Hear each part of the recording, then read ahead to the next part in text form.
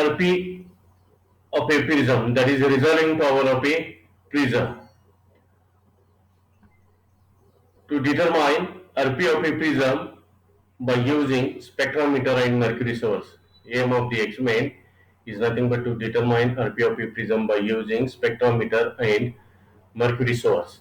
Apparatus is nothing but spectrometer, prism, magnifying lens, adjustable slit, traveling microscope, and so on.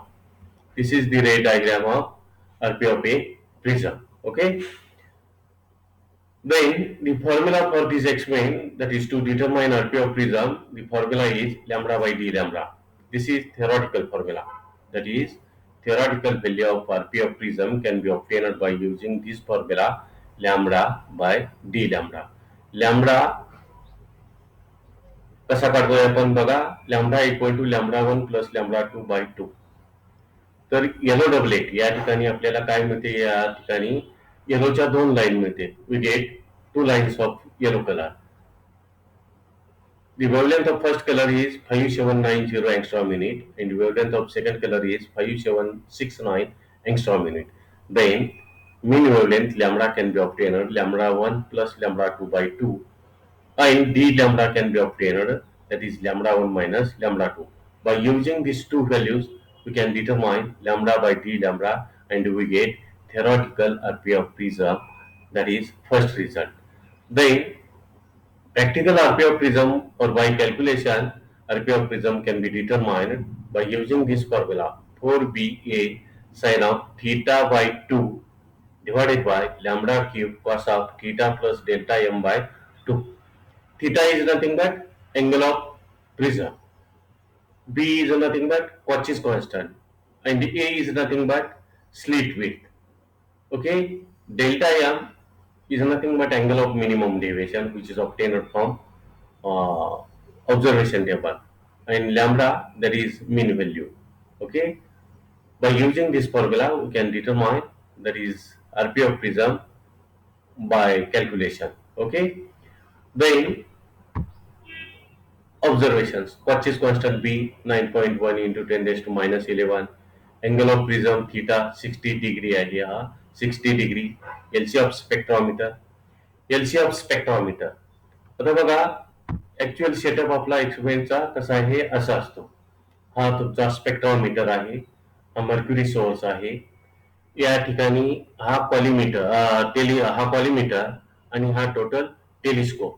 Okay, कॉलिमीटरला या ठिकाणी slit असते आणि इथं screw असतो. ओके, स्लीटला काय असतो, स्क्रू असतो. त्या स्क्रूच्या साह्यानं तुम्ही या स्क्रूच्या साह्यानं स्लीट कमी जास्त करू शकता, लहान मोठी ठेवू शकता. कॉलिमीटरला या ठिकाणी एक स्क्रू आहे आणि या ठिकाणी एक स्क्रू आहे. ओके, हे आहे ते स्पेक्ट्रोमीटरचं प्रिझम स्टँड आहे आणि हा टोटल स्पेक्ट्रोमीटर टेबल किंवा प्रिझम टेबल आहे. या टेबलला दोन विंडोज, लेफ्ट साइडला एक असते आणि राईट साइडला एक असते. दोन्ही विंडोमध्ये सारखी रिडिंग असतात. ओके, परंतु तुम्हाला शेवटपर्यंत एकाच विंडोतली रिडिंग घ्यायची आहे. शेवटपर्यंत take the reading from only one window. It has two scales, that is on upper side there is vernier scale and on lower side there is circular main scale which can be calibrated from 0 to 360 degree. These readings are taken in degrees. Readings of spectrometer are taken in degrees and has two scales, circular or vernier scale having total number of divisions 30, 0 to 30, 30 division असतात. आणि खाली circular scale आहे ते कसं 0 ते 360 पर्यंत असतं. Okay, 0, 10, 20, 30, 0 ते 10 मध्ये 10 मोठ्या मोठ्या डिव्हिजन असतात किंवा लहान लहान किती टोटल नंबर ऑफ डिव्हिजन्स 20 असतात. आणि this can be shown in this way. अशा हे वर्नियर स्केल आहे, किती डिव्हिजन्स असतात, 30 डिव्हिजन असतात. आणि खाली मेन स्केल आहे, सर्क्युलर असतं. त्याच्यावरती कसं असतं ते 250, 260 म्हणजे 0, 10, 20, 30, 40, 250, 260, 270, 280 असं. आणि ह्या 10 डिग्रीमध्ये लांबड्या किती मोठ्या 10 रेषा असतात आणि लहान लहान अशा टोटल किती 20 रेषा असतात. म्हणजे 10 डिग्री बरोबर 20 रेषा, तर एका रेषेची किंमत किती येते 0.5 degree. Value of small division on main scale म्हणजे ह्या लहान डिव्हिजनची किंमत किती आहे 0.5 डिग्री. या पॉईंटला तुम्ही बघितलंय. आणि total number of divisions on circular scale किंवा व्हर्नियर स्केल किती आहे 30. मग आता बघा एलसी ऑफ स्पेक्ट्रोमीटर आपण कसा काढतो. Value of small division on main scale. Main स्केलवरच्या एका डिव्हिजनची किंमत किती 0.5 degree divided by total number of divisions on vernier scale किती आहे 30. परत या 0.5 डिग्रीची मिनिटं करायची. एका डिग्रीची 60 मिनिटं. 0.5 डिग्रीची किती मिनिटं 30 मिनिटं divided by 30 that is equal to 1 minute is nothing but LC of spectrometer. Okay. Then LC of auxiliary or adjustable slit. तुम्हाला एक कॅलिब्रेटेड स्लिट दिलेली असते किंवा दोन प्रकारच्या स्लिट आहेत आपल्याकडे. एक कॅलिब्रेटेड आहे, एक साधी आहे जी कॅलिब्रेटेड नाही. जी कॅलिब्रेटेड आहे तिचं काय करायचं एलसी काढायचा. तिचा एलसी कसा पिचअप स्क्रू सर्क्युलर स्केल आहे, स्क्रू आहे तिला पिचअप स्क्रू म्हणजे तुम्ही मायक्रोमीटर स्क्रू गेज बघितलाय त्याप्रमाणे तिचा काय आहे स्केल आहे. म्हणजे पिचअप स्क्रू काढायचा divided by total number of divisions on circular scale. Pitch of screw value of small division on main scale divided by number of rotations to travel this distance. Pitch कसा काढतो आपण value of small division on main scale divided by number of rotations to travel this distance. त्याप्रमाणे त्याचा pitch किती येतोय त्या स्क्रूचा 0.05 centimetre divided by total number of divisions on circular scale किती आहेत 100. Therefore we get 0.005 centimeter LC of auxiliary or adjustable slit. Okay. आता आपल्याला रिडिंग घ्यायचे आहेत त्यावरून आपण angle of minimum deviation delta M काढतोय. तर काय करायचं ऍडजस्टमेंट सपोज अशी केली तुम्ही. या ठिकाणी आपण हा प्रिझम टेबल आहे तो काय करायचा लेवल बॉटलच्या साहाय्याने लेवल लिंक करून घ्यायचा या कॉलिमीटर आणि टेलिस्कोपच्या रेषेच्या तुम्ही काय करा प्रिझम ठेवा. प्रिझमला 3 साइड असतात, 2 प्लेन साइड असतात, एक रफ साइड असते. सपोज रफ साइड या ठिकाणी आहे, हा फेस सरफेस आहे तो रफ आहे. तर हा टेलिस्कोप काय करायचा कसा ऍडजस्ट करायचा. सुरुवातीला स्लिट एकदम थिन करून घ्या. या स्क्रूच्या साहाय्याने लहान करा. या 2 स्क्रूच्या साहाय्याने म्हणजे कॉलिमीटर स्क्रू आणि ह्या टेलिस्कोपच्या साहाय्याने स्लिट काय करायची इथून बघून एकदम थिन करून घ्यायची. स्लिट थिन झाली की परत हा प्रिझम ठेवा प्रिझम टेबल वरती. ओके. मग हा थिन सरफेस इकडचा सपोज रफ सरफेस आहे आणि इकडं प्लेन सरफेस आहे. तर ह्या प्लेन सरफेस उघड्या डोळ्यानं आपल्याला स्पेक्ट्रम दिसला तर तो बघा. परत काय करा हा टेलिस्कोप या कोपऱ्यातून ह्या रफ सरफेसच्या कोपऱ्यातून ह्या प्लेन सरफेसला बघायचं तुम्हाला स्पेक्ट्रम दिसत. एकदा स्पेक्ट्रम दिसला की परत येलो कलर पहा. येलो कलर वरती कॉन्सन्ट्रेट करा. परत हा 2 स्क्रूच्या साहाय्यानं आणि ह्या स्लिटच्या स्क्रूच्या साहाय्यानं तुम्ही येलो डबलेट मिळवा. काय करा yellow doublet. Then when we get yellow doublet then take the readings of y1 and y2. Take the readings of y1 and y2. Okay. He readings कधी घ्यायची y1 and y2 तर बघा काय करायचं हा टेबल अशा रीतीने फिरवायचा की 0 या y1 पासून माघारी फिरला पाहिजे. 0 काय केला पाहिजे y1 पासून माघारी फिरला पाहिजे. टेबल राईटला लेफ्टला फिरवत जायचं जेणेकरून 0 पासून हा 0 काय y1 पासून माघारी फिरला पाहिजे. ओके. त्यावेळी हा तुमचा y1 y2 किंवा येलो कलर किंवा तुमचा स्पेक्ट्रम काय झाला मिनिमम डेव्हिएशनला ऍडजस्ट होईल. त्यावेळी तुम्ही y1 चं रिडिंग या विंडो मधलं काय येतंय ते बघा. तुम्हाला वरती सांगितल्याप्रमाणे रिडिंग कशी सांगितलीत या ठिकाणी सांगितलीत. ह्या 0च्या लाईन पर्यंत वाढत्या दिशेला हे मेन स्केल किती आहे बघायचं. सपोज हे किती येते आता इथपर्यंत दाखवलंय मी 250 51 52 53 54 55 56 57 कम्प्लीट आहे. ही लहान रेषा कम्प्लीट आहे. या लहान रेषेची व्हॅल्यू किती आहे 0.5 डिग्री. म्हणजे हे रिडिंग किती झालं 256.5 डिग्री. मेन स्केल किती झालं 256.5 डिग्री. परत हे मेन स्केल रिडिंग झालं. मग व्हर्नियर स्केल जुळलेली रेषा बघायची. ह्या 30 पैकी कोणती रेषा खालच्या रेषेला जुळत्या बघायची. पहिली जुळत्या, दुसरी जुळत्या, तिसरी जुळत्या, चौथी जुळत्या, 29वी जुळत्या. 30वी जुळली तर ही काय होईल, डिव्हिजन कंप्लीट होईल, त्यामुळे 30वी जुळणार नाही. 1 ते 29वी रेषा कुठली जुळत्या बघायचं. ओके, सपोज 5वी जुळली. N2LC किती आहे, 1 मिनिट आहे, म्हणजे मेन स्केल आहे 256.5 डिग्री. कोइनसाइड रेषा किती आहे, 5 इंटू LC 1 मिनिट. रिडिंग किती झालं, 256.5 डिग्री 5 मिनिट. हे रिडिंग किती येणार इथं, 256.5 डिग्री 5 मिनिट. आता हे रिडिंग असं लिहायचं नाही, पूर्ण डिग्री आणि पूर्ण मिनिटामध्ये लिहायचं.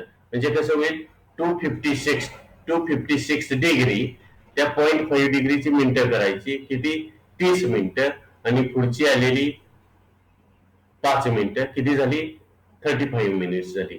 म्हणजे रिडिंग टोटल किती झालं, 256 डिग्री 35 मिनिट. हे फर्स्ट रिडिंग झालं. परत दुसरं रिडिंग कसं घ्यायचं, या ठिकाणचा स्क्रू हा काय करायचा, फिरवायचा, आणि क्रॉस वायर काय करायची, दुसऱ्या येलो कलरला ऍडजस्ट करायची, Y2 ला ऍडजस्ट करायची.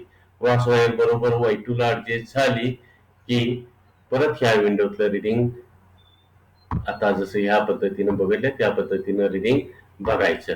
ते रिडिंग काय करायचं, या ठिकाणी लिहायचं. सॉरी, कुठं तुमचं हित आहे, हे Y1 चं रिडिंग लिहिलं, इथं Y2 चं रिडिंग लिहा. ही दोन रिडिंग झाली की काय करायचा, परत हा स्क्रू लूज करायचा, हा टेलिस्कोप नीट करायचा, हा प्रिझम कडून बाजूला ठेवायचा, आणि ही पांढरी स्लीट याच्यामधून बघायची. बरोबर क्रॉस वायर पांढऱ्या स्लीटला ऍडजस्ट करायची. परत ह्या स्क्रूनं काय करा, टेलिस्कोप फिट करा, कारण रिडिंग तुमचं हलणार नाही. परत ह्या विंडोतलं रिडिंग बघा, ते काय होईल तुमचं, डायरेक्ट रिडिंग. दोन्ही कलरला डायरेक्ट रिडिंग एकच असणार, किती जरी कलरचं घ्यायचं असलं रिडिंग तरी. म्हणजे डायरेक्ट रिडिंग या ठिकाणी पण सारखं असेल, याचं पण सारखं असेल. याची वजाबाकी करा, हिथं लिहा, याची वजाबाकी करा, हिथं लिहा. ओके, हे काय आहे, एक्स अप्रॉक्सिमेटली मायनस वाय. हा एक्स आहे, हा वाय. वाय मोठा असेल तर एक्स वजा करायचा, एक्स मोठा असेल तर वाय वजा करायचा. मायनस रिडिंग येणार नाही, पॉझिटिव्ह रिडिंग येईल. तसाच हा याची वजाबाकी करा, हिथं हे याच्या मीन काढा, आणि मीन डेल्टा एम या ठिकाणी एकच येईल, तो लिहा. म्हणजे डेल्टा एम मिळाला तुम्हाला. ओके, स्लीट विड्थ मिळाली या ठिकाणी ये, किंवा दुसऱ्या या टेबलवरून काढता येईल तुम्हाला. ती कशी काढायची तुम्हाला सांगतो. म्हणजे स्लीट विड्थ मिळाली, डेल्टा एम मिळाला, बी तुम्हाला दिलेला आहे, थीटा अँगल 60 डिग्री दिलेला आहे. त्यावरनं तुमचा फॉर्म्युला काय आहे, 4b, B 25 constant, A slit width, theta 60 दिलाय, लॅम्बडा मीन काढला इथं, theta 60 plus delta M observation table वरून आलेला डिवायडेड बाय 2. पूर्ण कॅल्क्युलेशन याचं करा, आणि हा काय मिळेल, RP of prism by calculation or by practical we get RP of prism, that is nothing but second result. Okay, अशा पद्धतीनं तुमचे काय मिळते, दोन रिझल्ट मिळते. ते दोन result, that is RP of a prism by calculation आणि RP of a prism theoretical काय असेल ते इथं द्या. तर suppose you have given simple slit, that is without calibration. Then when we get the spectrum,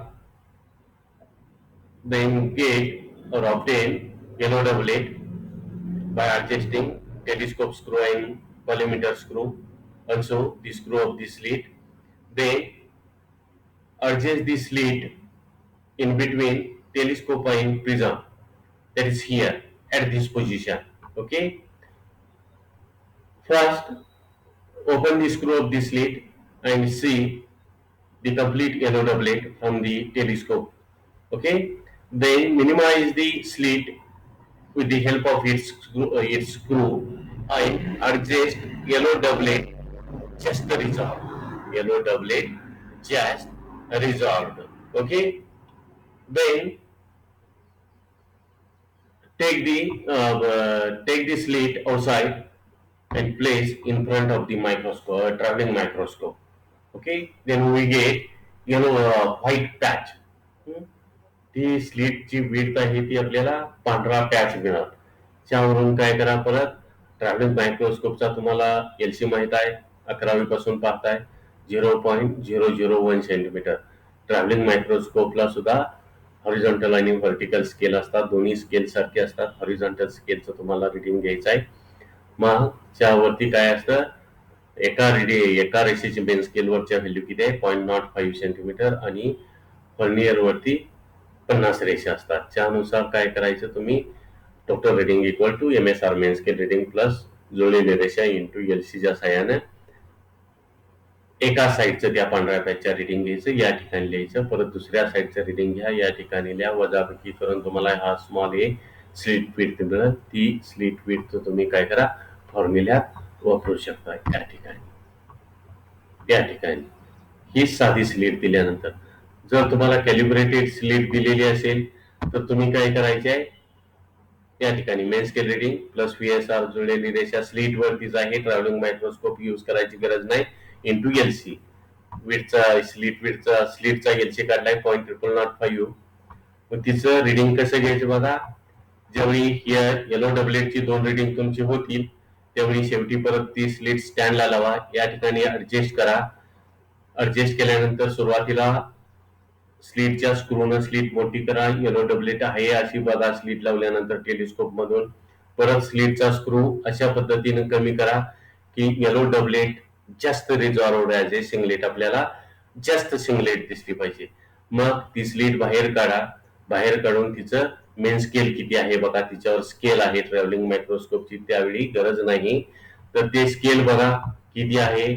ते स्केल मेन स्केल या ठिकाणी लिहा. जुळलेली रेषा बघा. इंटू LC किती आहे, 0.005 वरती काढलाय. याचा बेरीज गुणाकार करा.